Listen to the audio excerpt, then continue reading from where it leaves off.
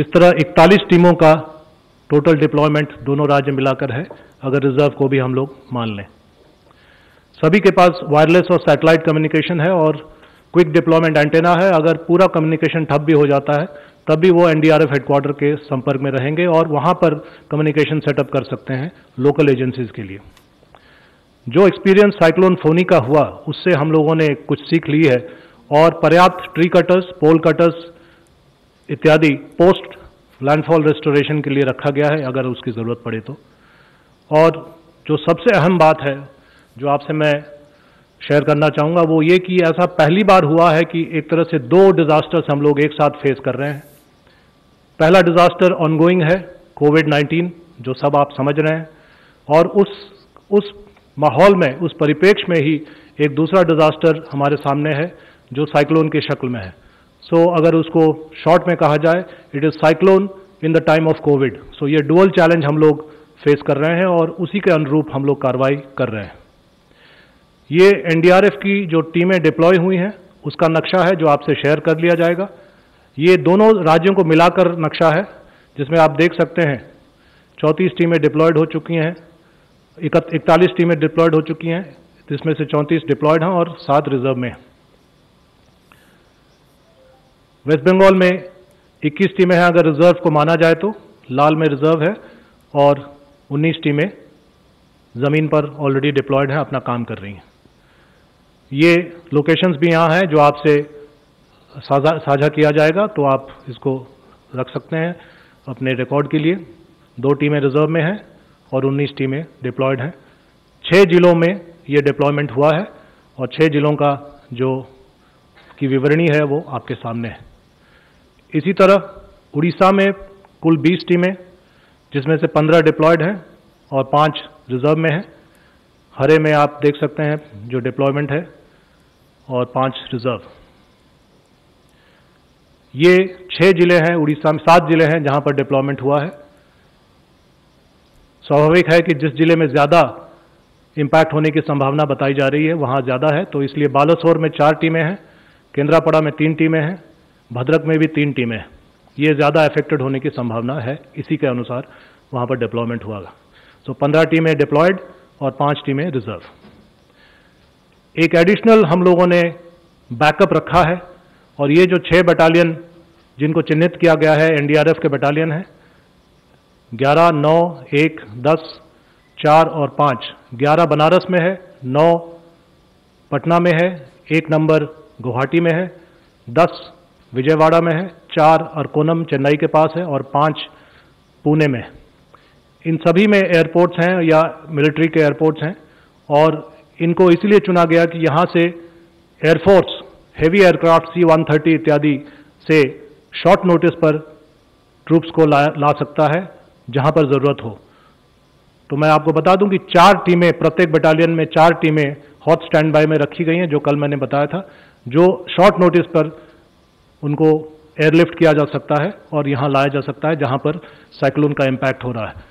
6 × 4 24 टीमें इस तरह से स्टैंड बाय में है, out of the area, but stand by, hot stand by में है for any time lifting by the air force. NDRF की एक्टिविटी क्या चल रही है? कोऑर्डिनेशन का काम शुरू से ही हो रहा था, पिछले 7 दिन से हम लोग कर रहे थे। अवेयरनेस लगातार पिछले 3 दिन से अवेयरनेस कैंपेन चल रहा है, वो फोटो में आप लोग देखेंगे, वीडियोस में देखेंगे। और साइक्लोन के बारे में अवेयरनेस चल रहा है और साथ साथ कोविड के बारे में भी अवेयरनेस चल रहा है, क्योंकि एक उदाहरण मैं दे दूं, जिस साइक्लोन शेल्टर में 1000 की कैपेसिटी नॉर्मल में है, अगर सोशल डिस्टेंसिंग माना जाए तो वहां पर सैनिटाइजेशन करना होगा, सभी प्रकार के सैनिटाइजेशन इत्यादि के प्रिकॉशंस लेने होंगे, और सोशल डिस्टेंसिंग के आधार पर हो सकता है 1000 की कैपेसिटी वाले नॉर्मल साइक्लोन शेल्टर में अब 500 या 400 लोग ही रह पाए। तो उसकी तैयारी कैसी होगी उसके बारे में भी अवेयरनेस चल रहा है। और इवैक्यूएशन का काम शुरू हो गया है। इवैक्यूएशन में अभी हम लोग, क्योंकि ये अब सबसे प्राथमिकता, बड़ी प्राथमिकता है इवैक्यूएशन, जान बचानी है लोगों की, तो वो इवैक्यूएशन का काम अभी लगातार बदस्तूर जारी है। और announcements that NDRF is available, इसके बारे में भी वहाँ कहा जा रहा है, और एनडीआरएफ जो है कम्युनिटी रिस्पॉन्स और कम्युनिटी रिलेशनशिप वहाँ पर सेटअप कर रही है। ये कुछ आपके सामने चित्र हैं जिससे आप समझ सकते हैं कि एनडीआरएफ की एक्टिविटी क्या हो रही है। अवेयरनेस कैंपेन अम्बाग हुगली, उलुबेरिया, हावड़ा, जो जिले चिन्हित हैं। सागर आइलैंड में आप देख सकते हैं अवेयरनेस कैंपेन चलाया जा रहा है और सागर आइलैंड एक मेजर इम्पैक्ट एरिया होगा इस साइक्लोन से। अगर प्रेडिक्शन के हिसाब से हम लोग चलें तो यहाँ लैंडिंग होने की पूरी संभावना है। ये 24 परगना नॉर्थ, हसनाबाद, यहाँ पर अवेयरनेस कैंपेन चलाया जा रहा है। ये काकद्वीप, जो दूसरा आइलैंड है सागर आइलैंड के साथ साथ काकद्वीप, जो कि हाई इम्पैक्ट जोन माना जाता है। अगर एज पर प्रेडिक्शन और एज पर ट्रैजेक्टरी लैंडिंग हुई तो काकद्वीप भी बुरी तरह से अफेक्ट हो सकता है। ये उड़ीसा में आते हैं। उड़ीसा में जो अवेयरनेस कैंपेन का सिलसिला है वो पिछले 3 दिन से चल रहा है और ये भद्रक में है, जो कि एक सस्पेक्ट डिस्ट्रिक्ट है कि वहाँ पर इम्पैक्ट ज़्यादा हो। ये जगतसिंहपुर में है, जो भी एक हाई इम्पैक्ट डिस्ट्रिक्ट माना जाता है। ये बालासोर में है, यह भी एक हाई इम्पैक्ट डिस्ट्रिक्ट, बल्कि यहाँ 4 टीमें हैं एनडीआरएफ की। ये केंद्रापड़ा में है और ये पुरी में है। तो ये हमारी जो कार्रवाई है ये आपके सामने है। फिर से मैं दोहरा दूं कि इसको हम लोगों ने सुपर साइक्लोन की कैटेगरी को देखते हुए तैयारी की है। और एक बात मैं कह दूं कि आज ही नेशनल क्राइसिस मैनेजमेंट कमेटी की मीटिंग कैबिनेट सेक्रेटरी महोदय ने की और आज ही, जैसा कि आप लोगों को विदित है, माननीय गृह मंत्री महोदय ने दोनों ही मुख्यमंत्री महोदय और महोदयों से बात किया और तैयारी के बारे में जायजा लिया है, जिसके आधार पर अब ये कहा जा सकता है कि पूरे समन्वय के साथ कार्रवाई हो रही है केंद्र और राज्य सरकारों में। धन्यवाद। धन्यवाद। मैं रिक्वेस्ट करता हूं डीजीआईएमडी से, प्लीज। नमस्कार। जैसे हमने कल जानकारी दी थी कि अम्फन एक सुपर साइक्लोन है, मैं आपको ये जानकारी दूं कि 1999 के बाद जितना साइक्लोन बने हैं बे ऑफ बंगाल में, ये सबसे इंटेंस साइक्लोन रहा है सुपर साइक्लोन के बाद। ये सेकेंड सुपर साइक्लोन है 99 के बाद। ये सुपर साइक्लोन को अभी मॉनिटरिंग के लिए हम सभी टूल्स एंड टेक्नोलॉजी यूटिलाइज कर रहे हैं और कल रात से ये सुपर साइक्लोन विशाखापट्टनम के हमारा जो डॉप्लर वेदर रडार है ये मॉनिटरिंग हो रहा है और अभी समुद्र में इसका विंड स्पीड 200 से 240 किलोमीटर तक जारी है। ये उत्तर पश्चिम दिशा में गति कर रहा है। अभी जो उत्तर पश्चिम दिशा में गति करने का जो स्पीड है लगभग 15 किलोमीटर प्रति घंटा है, मगर हमारा ये अनुमान है कि स्पीड बढ़ेगा और ये धीरे धीरे उत्तर पूर्व दिशा में जो गति कर रहा है वही गति करेगा और कल आफ्टरनून यानी इसी टाइम पर और शाम तक ये पश्चिम बंगाल और बांग्लादेश की तटीय इलाका को दीघा और हाथिया आइलैंड के बीच में सुंदरबन के आसपास पार करेगा। जब ये तट पर घुसेगा और हिट करेगा तब इसका wind speed 155 to 165 kilometre per hour और गस्टनेस में 185 किलोमीटर पर आवर होने का पूर्वानुमान है। ये जो विंड स्पीड है वो सबसे ज़्यादा साउथ और नॉर्थ 24 परगना और ईस्ट मिदनापुर डिस्ट्रिक्ट में होने का उम्मीद हो रहा है कल आफ्टरनून से रात तक। ये बहुत डिवास्टेटिंग विंड स्पीड है। इसमें लार्ज स्केल और एक्सटेंसिव डैमेज हो सकता है स्ट्रक्चर्स को, जैसे telephone poles, electric poles, bending, uprooting हो सकता है। Large avenue trees, bushy trees uprooting हो सकता है और थेटेड houses, tin houses, asbestos houses wide spread damage हो सकता है और जो होर्डिंग्स वगैरह है वो प्रोजेक्टाइल जैसे काम करके भी डैमेज कर सकते हैं। और इसके साथ साथ जैसे टॉल ट्रीज एरिया में होते कोकोनट वगैरह वो भी डैमेज ला सकते हैं। मैं ये जानकारी दूं, ये जो विंड स्पीड है ये ट्रेन्स और बस और रोड कम्युनिकेशन के लिए भी अनफेवरेबल रहेगा, इसलिए रेल एंड रोड कम्युनिकेशन को सस्पेंशन और डाइवर्सन के लिए बोला गया है। और इसके साथ साथ हम भी हेवी रेनफॉल, विंड स्पीड एक ही साथ उम्मीद कर रहे हैं। कहाँ कितना हेवी रेनफॉल होगा हम आपको बाद में बताएंगे। और अभी जो आप चित्र देख रहे हैं, इसमें जो रेड लाइन है वो मोस्ट प्रोबेबल ट्रैक है, जो जैसे मैं बोल रहा था कि ये दीघा और हातिया आइलैंड के बीच जाएंगे और इसका डायरेक्ट इम्पैक्ट वेस्ट बंगाल के ऊपर होगा, इसके साथ बांग्लादेश एरिया, और इसके साथ साथ जो हमारा नॉर्थ कोस्टल उड़ीसा है इसका भी असर रहेगा। कैसे रहेगा, लेट अस सी कि इसका विंड स्पीड कैसे रहेगा।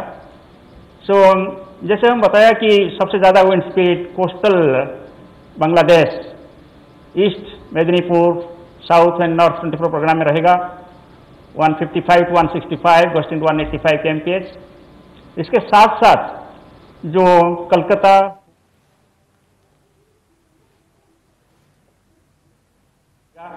$110 to 120 kmph going to 135 kmph।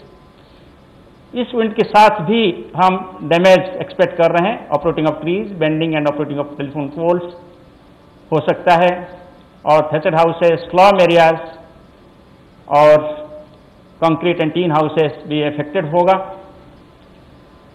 और सबसे बड़ा इंपॉर्टेंट बात मैं बोलना चाहता हूं, इस साइक्लोन के साथ जो स्टॉर्म सर्ज आता है, कि टाइडल वेव आता है, वो इस इलाका में बहुत ज़्यादा होता है।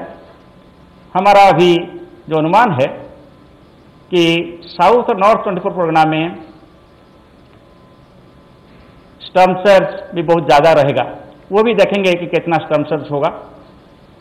और ये उड़ीसा की विंड्स का हम बातें करें तो ऑलरेडी जो साउथ कोस्टल उड़ीसा है वहाँ विंड स्पीड अभी 55 to 65 kmph going to 75 kmph चल रहा है, जो समुद्र का इलाका है साउथ कोस्टल उड़ीसा के साथ, यानी गंजाम, गजपति, पुरी जिला के साथ जो समुद्र है उसमें विंड स्पीड बढ़ गया है और ये धीरे धीरे बढ़ता रहेगा।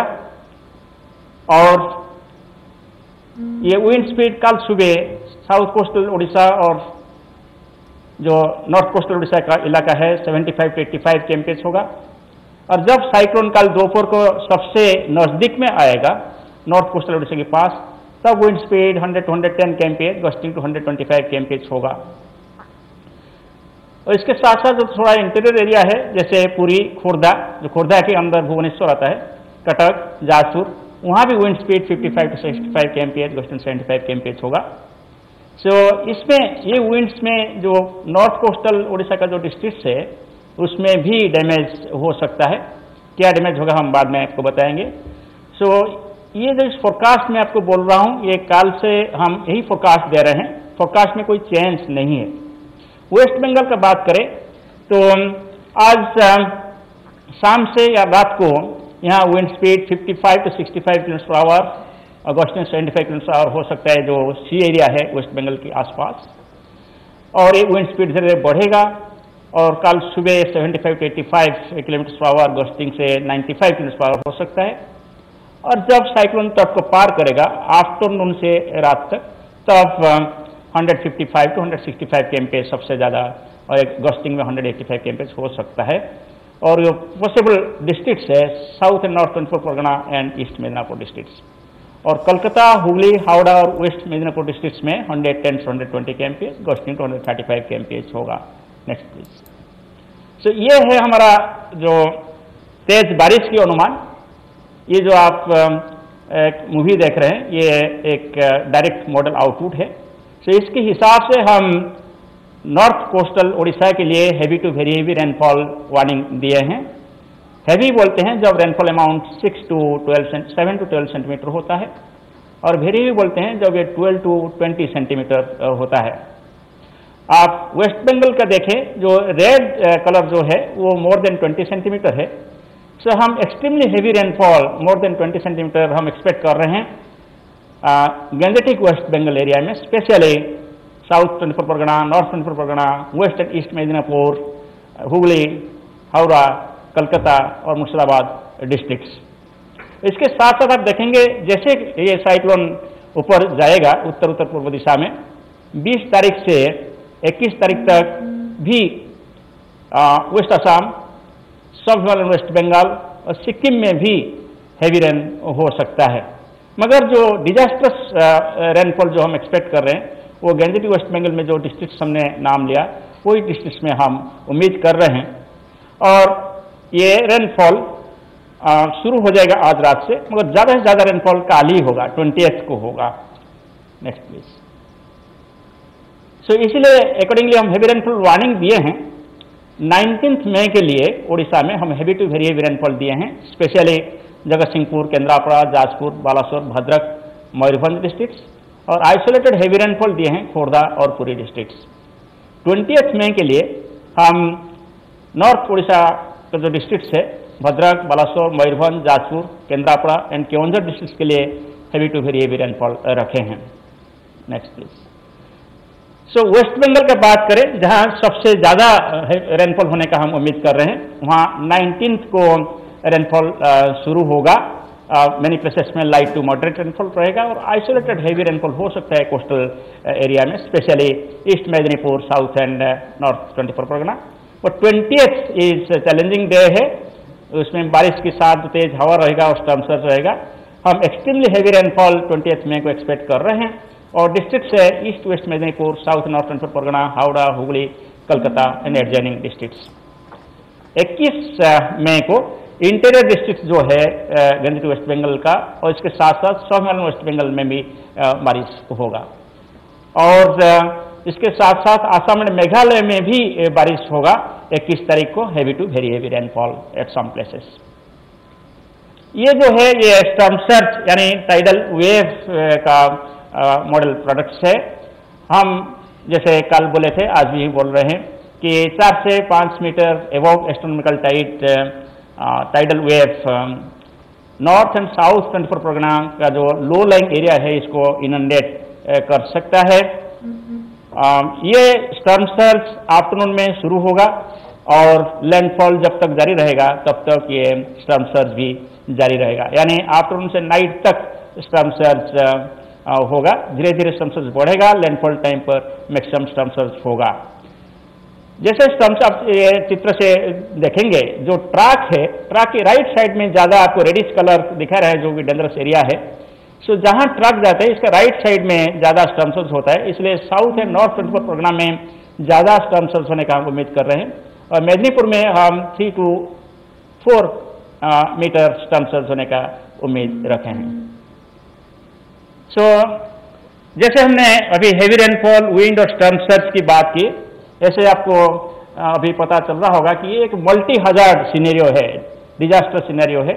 इसके लिए डैमेज जो एक्सपेक्टेड है वो है कि extensive damage to all types of kutcha houses, some damage to old badly managed pucca structures also, and potential threat from flying objects. इसलिए बाहर कोई नहीं होना चाहिए, प्रोजेक्टाइल्स घूमता रहता है ये विंड के साथ। Extensive uprooting of communication power poles, disruption of rail and road links, extensive damage to standing crop, plantations and orchards, blowing down of palm and coconut trees, then uprooting of large bushy trees. Large boats and ships may get torn from their moorings.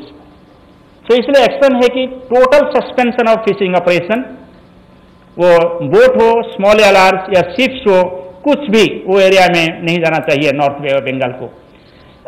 और इसके साथ साथ rail and road traffic को divert करना है, नहीं तो total suspend करना है।